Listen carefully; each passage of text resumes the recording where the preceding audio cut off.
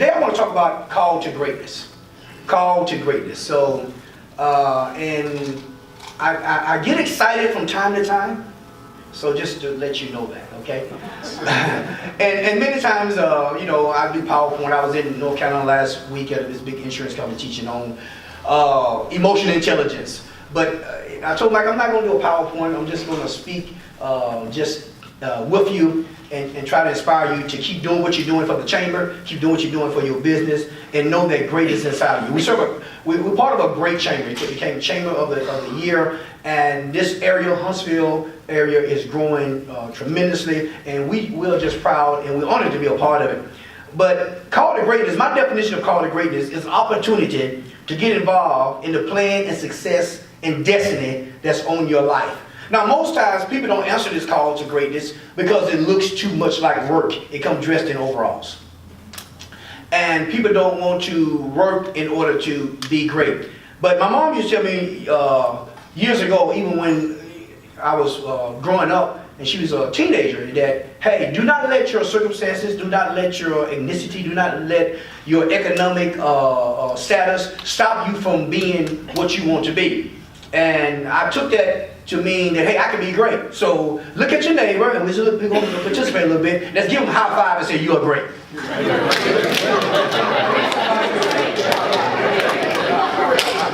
So if no one ever told you you was great, you are great.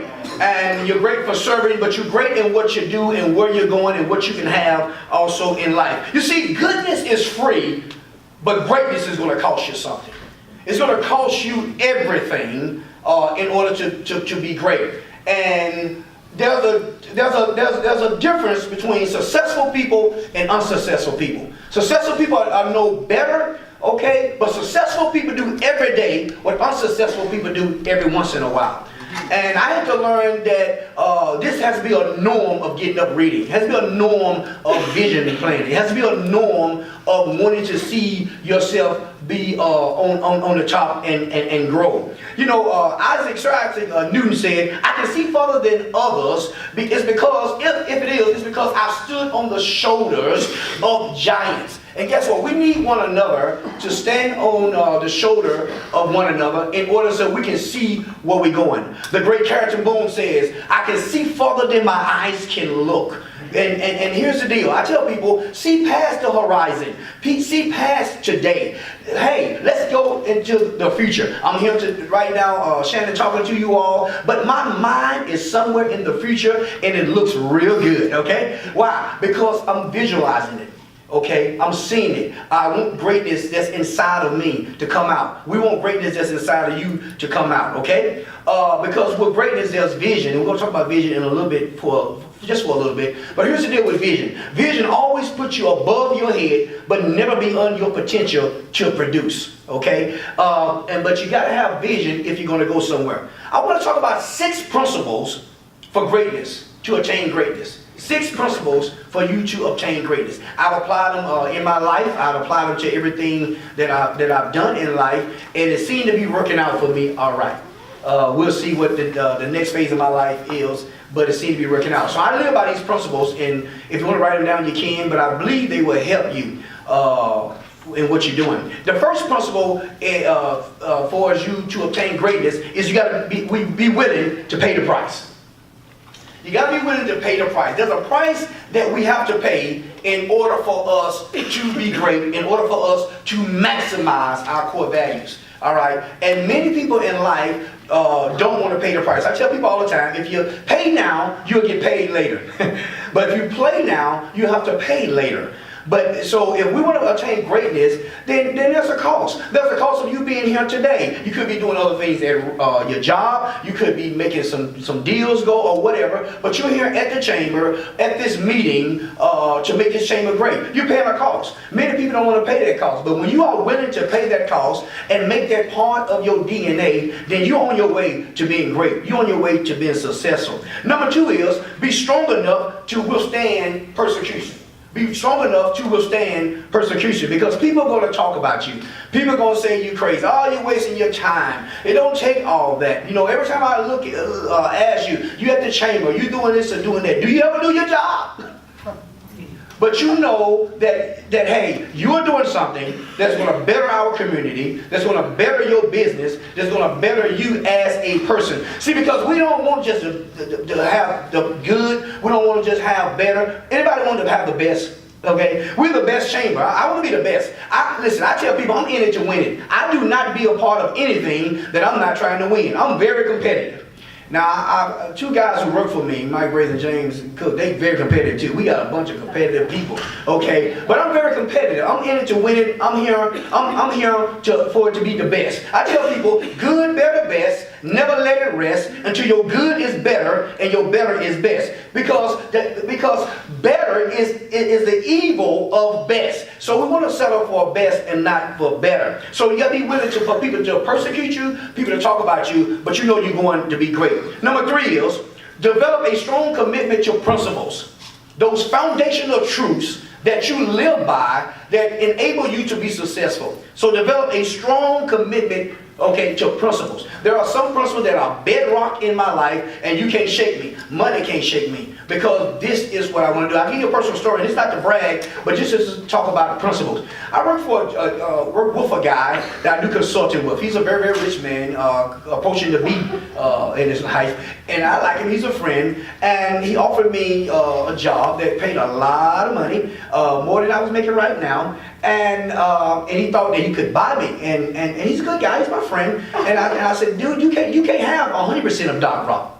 You can get 80%. He said, well, what about this right here? This amount. I said, that won't work. Because I got some principles that I live by, and I'm called to help the community that I'm in now. So I can't do that. Why? Because somebody said, well, you crazy for turning that down. No, because the principles I live by have brought me to the place I'm at right now, and the principles that I'm living by today, okay, going to carry me to the next dimension. It's not about money. It's about can we help? It's about purpose and passion in order to help, okay, people, in order to do what you call to do. And I tell people all the time, if you chase purpose and passion, money will catch up with you.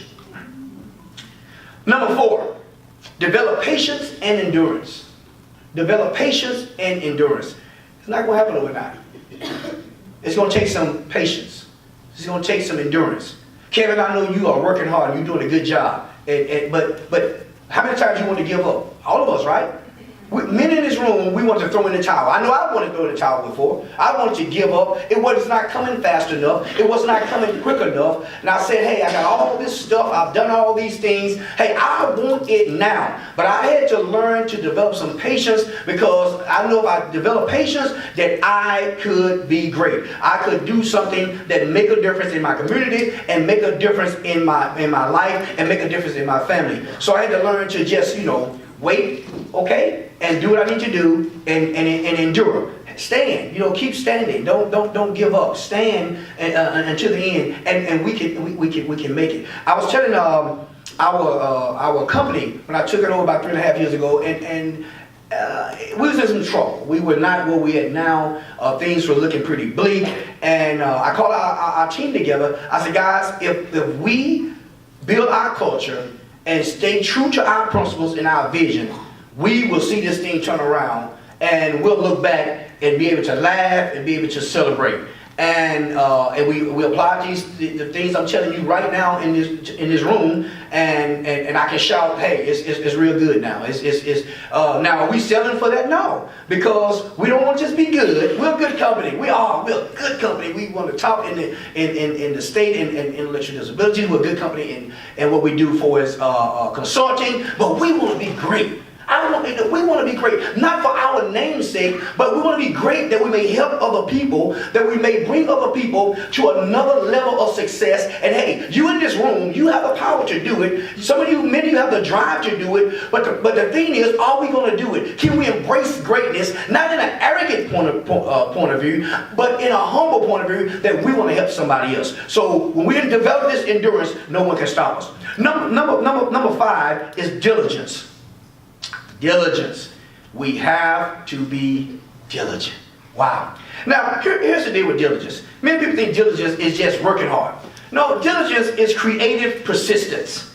It's a smart working effort, rightly planned and performed in a timely, efficient way that brings success in our life. So diligence is not just getting up at the same time every day. Diligence is what I'm doing, is it smart? Can I improve upon it? Can I take it to another dimension? And many people want greatness. They want their companies great. They want to rise up in the ranks in the company. But guess what? Diligence gets in the way sometimes. And I don't know about you. Every once in a while, I just don't want to get up and exercise. Anybody like that? You know, it is amazing how your mind can tell you 5 more minutes. I mean, you're in a cold sleep, and now you rationalize in your mind, well, if I take 5 more minutes of sleep, I can take 5 minutes off here, I can do this. Hey, because your body don't want to get up. So it start playing tricks and get real smart. I mean, your mind is so smart when you want more sleep early in the morning. But diligence says, hey, go ahead and get up, go ahead and work out, go ahead and do your work study, go ahead and read, go ahead and plan for the day, because the day is going to be a good day. You see, I don't have any bad days. I really don't. I may have some bad moments in that day, but people who know me, and we've been through a lot of things, I don't have bad days. I have some bad moments, may have a bad hour, but every day is a good day. It's Super Sunday, it's Marvelous Monday, it's Terrific Tuesday, it's Wonderful Wednesday, it's Triumphant Thursday, it's Fantastic Friday, it is Successful Saturday. I have no bad days. Why? Because I cannot let doubt, come in my day to stop me from the greatness that I know is inside of me, that I know is inside of you, that others are dependent on you to have, and dependent on you to go to the next level. You see, you're not great because of you. You're great because somebody that you're connected with need your greatness and need it in their life to go forward. Okay, so we have to be diligent and not stop whatsoever and keep going forward. All right. Now, number 6, the 6th principle that I want to talk about is enthusiasm. As you see, I'm a little enthusiastic. There's a company I work for called the Alliance. I work with doing some leadership. They call me Captain Enthusiasm. That's what they call me. See, but here's the deal with enthusiasm. Enthusiasm is not a feeling. It's not just being energetic. Enthusiasm is a place of success in your mind. You know, when I think about, what we're going to do 6 months from now, woo! Don't I just get excited? Y'all get excited about where you're going? Yeah, see, because without enthusiasm, then when the hard days come, or the hard times during that day come, you will give up. But Mike is real close to me, and he's seen some things that that maybe I should be sad about. But no. I said, it's gonna be all right. It's gonna work out. We're gonna be enthusiastic about it. We're gonna see the good in anything that comes our way. And I tell people, they say, are you happy every day? I said, I get up out the bed. I said, I don't put one leg in my pants. I jump in both of them at one time. Woo! I just try to get it done. You see what I'm saying? But really, yes, I am. Yes, because I'm believing that it's easier for me to be enthusiastic about something than to be sad about it. All right. Because it's a choice. So I'm choosing, to be enthusiastic about it and to be excited. So I'm in the restaurant sometime, and I'm or in Walmart, and I come through. You have greeters at Walmart, so I greet them before they greet me. So I walk in Walmart, and they know how they greet. And I say, hey, how you doing? Like today. I said, it's triumphant. I said, we're gonna call today Triumphant Thursday. Yeah. They like, who is this crazy guy in the suit? Because people have been trained not to be enthusiastic, not to want greatness, not to want to achieve. If our society sometimes train people to look at the negative side of things and not the positive side. See, to me, the glass is never half empty. Guess what it is to me? Anybody want to guess what it is for me? All the way full, refillable. Who said that? You are close. You are so close, man. I know him, man. You are so close. See, years ago, when I didn't realize greatness was in me, I saw the glass half empty. Then when I realized, hey, there's some greatness that can come out of you, young man. I don't want to put you in 50, but But I'm having some complexes about that, you know what I'm saying? I don't know, I'm not gonna go buy a motorcycle or something, I don't know. But anyway, I gotta do something to make myself feel young. But then I got a little older, I said, okay, some greatness there. I saw it as half full. But last year, I started seeing the bottle totally different. It's not half empty, it's not half full, it is running over! It's running over. Because our company is running over. What we touch is running over. What we're doing is running over. But see, you choose how you want to see it. You can choose to see it half empty. You can choose to see it full. I choose to see it running over. It's way more in that bottle. Because, to be honest with you, it's full because it's H2O, and then it's air. And then it's air on top of it. So technically, the bottle's running over. But how do you see it? Because how you see it will determine your greatness. Will determine who you are. So, when we talk about greatness, it requires you to do something. It requires, when you are attaining greatness, it requires you being real. R-E-A-L. And I want to talk about being real. It requires you being real. It requires you being vulnerable. It requires you being open to change. You see, change is not change until you change. And many people, when it comes to greatness, the reason they don't change because they have an overestimation of what they have and an underestimation of what they can gain through the process of change. And so we stay where we at. But when you become real, then things can happen in your life. Number one, the R in real stands for relationships. Relationships. Partnering with others, networking, building friendships. If you're going to be great, you're going to have to partner with other people. You're going to have to network. You're going to have to partner with other companies. You're going to have to build relationships and fellowships with people in order to get to the place that you desire to go in life. And it's very important. I, every day, say I thank God for the relationships that I built over the years. You know, I'm thankful for the people that I can call on the phone. I'm thankful for the people that helped me over this bridge or helped me over this place in life. So relationships are very important. And it's what you're doing as ambassadors and emissaries. We're building relationships. And that's so important because somebody will have your back, and guess what? You will have somebody else's back when needed. So, relationships. The E stands for education. Never stop learning. Never stop learning. Dr. Page, when I was in doctorate school, told me, he said, Caracas, he said, the day you don't stop learning until you close your eyes, until you're dead. And not just formal education, but any type of education, anything, what we're doing right now. Never stop learning. I learn from everybody. I learn from my mistakes. I learn from my kids. They teach me real well sometimes. Goodness. But I never stop learning. I've turned my car into an institution of learning. I play my songs and have a good time. You ever see me in my car and I'm dancing? It is me. I'm having a good time. Just know that, okay? But other times I'm in my car, I'm listening to podcasts and various things. Why? Because I'm trying to increase me. I'm trying to increase my capacity. I'm trying very hard to educate myself even the more so I can be the best person I can be in order to help somebody else in the community and somebody else as I pass along wherever place I'm trying to teach or my foot is at. The A in real is for attitude. Having the proper mindset is important. I'm wrapping this up. Having the proper mindset is important. See, because mindset is a choice. Listen, you cannot go any higher than your attitude. Your altitude cannot go any higher than your attitude. Okay? Everyone in this room, we look like our decision. We look just what we decided on yesterday. See, you are today what you thought yesterday. You'll be tomorrow what you're thinking right now today. We all look like the decisions we made. So attitude is very important, okay, in life, that you have the proper attitude on life, the proper attitude on what we're doing, so we can control our altitude in life. And then the last is L. L stands for leadership.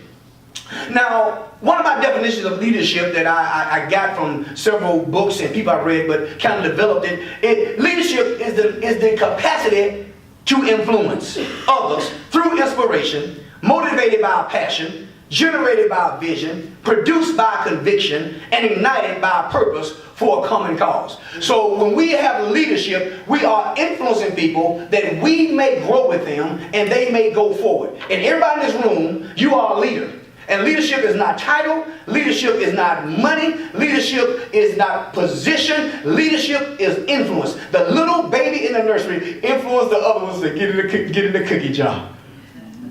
Leader. And all of us are leaders in here. So we expected to influence people. You are great. You're awesome. Thank you for what you do. It's been a pleasure talking to you today.